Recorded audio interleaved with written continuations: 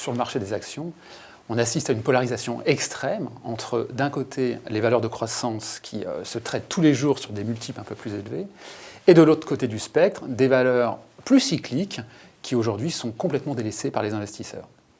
Notre analyse, c'est de dire que ces écarts de valorisation qui sont extrêmes pourraient reconverger dans les mois qui viennent et donc générer de belles opportunités d'investissement. Au niveau organisationnel, on fait partie des privilégiés. On a la chance de pouvoir travailler de chez soi avec tous les outils disponibles du bureau. C'est fantastique.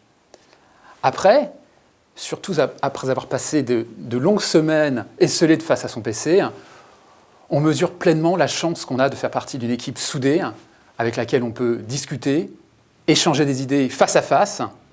Et ça, aucun logiciel, aucune caméra ne le remplacera vraiment.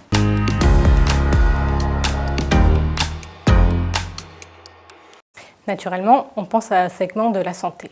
Mais ne négligeons pas non plus les technologies, puisque pendant la crise, on a bien vu que toutes nos sociétés ont accéléré nettement la digitalisation de leur entreprise.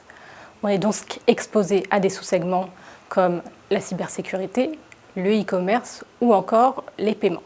Pour 2021, nous avons réellement envie de privilégier les sociétés qui vont clairement bénéficier des plans de relance. Nous allons avoir en France un plan de relance de 100 milliards et au sein de ces 100 milliards, 30 milliards vont aller à l'écologie et la transition énergétique. C'est donc dans cette optique que nous favorisons des sous-segments comme la mobilité propre, la rénovation énergétique des bâtiments ou encore la décarbonisation de nos industries.